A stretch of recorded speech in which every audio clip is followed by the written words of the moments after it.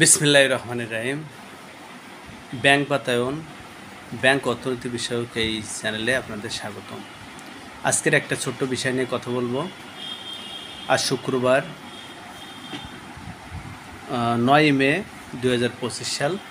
প্রথম আলো পত্রিকায় একটি খবর প্রকাশিত হয়েছে এবং অন্যান্য পত্রিকাতেও, অনলাইন পত্রিকা সহ প্রিন্ট মিডিয়ায় প্রকাশিত হয়েছে হয়তোবা খবরটি। আগামী বাজেটে সঞ্চয়পত্র কেনার ক্ষেত্রে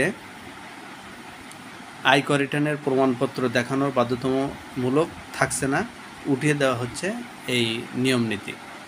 আসলে 5 লক্ষ টাকার উপরে সঞ্চয়পত্র কিনতে হলে গ্রাহকদের টিন সার্টিফিকেটের পাশাপাশি গত বছরের, অর্থাৎ যেদিন সঞ্চয়পত্র কিনবে তার আগের বছরের, সর্বশেষ বছরের ট্যাক্স রিটার্ন জমা দেওয়ার যে স্লিপ, সেই স্লিপটা কিন্তু জমা দেওয়ার বাধ্যবাধকতা ছিল।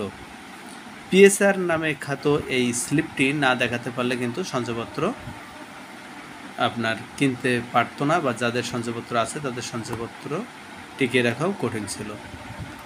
সেক্ষেত্রে গত বছরের আয়কর রিটার্ন থেকে পর্যালোচনা করে দেখছে যে পরিমাণ আয়কর রিটার্ন জমা হয়েছে তার 3 ভাগের 2 ভাগই হলো জিরো রিটার্ন, অর্থাৎ সেখানে কোনো ট্যাক্স তারা দেয় না। এক্ষেত্রে সরকার বাজেটের ঘাটতি পূরণ সহ অভ্যন্তরীণ খাত থেকে অর্থ সংগ্রহের জন্য সরকার ইতিমধ্যে সঞ্চয়পত্র কেনাটাকে সহজ করে দিতে চাচ্ছে। সামনের বাজেটে অর্থ উপদেষ্টা এ ব্যাপারে একটি বক্তব্য দিবে আশা করা যায়, সেটাই পত্রিকায় লিখছে। এবং সে অনুযায়ী সঞ্চয়পত্র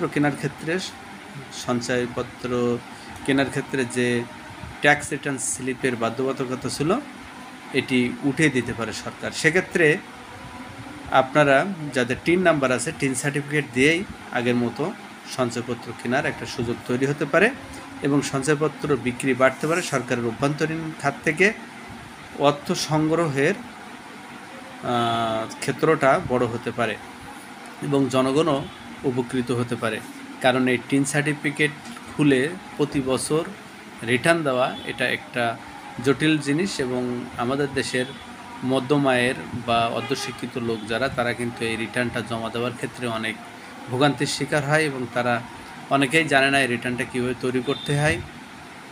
আমাদের দেশের অনেক লোকই এটা জানে না এবং এটা নিয়ে খুব ভয়ভীতির ভিতরে থাকে এবং অনেকেই কিন্তু এই ঝামেলার ভিতরে যাবে না বলে সঞ্চয়পত্র ভাঙিয়ে, প্রিম্যাচিওর সঞ্চয়পত্র ভাঙিয়ে সরকারের খাত থেকে এই টাকাটা কিন্তু তারা অন্য জায়গায় ইনভেস্ট করে এবং ফান্ড থেকে, সরকার এই অর্থ থেকে বঞ্চিত হয়।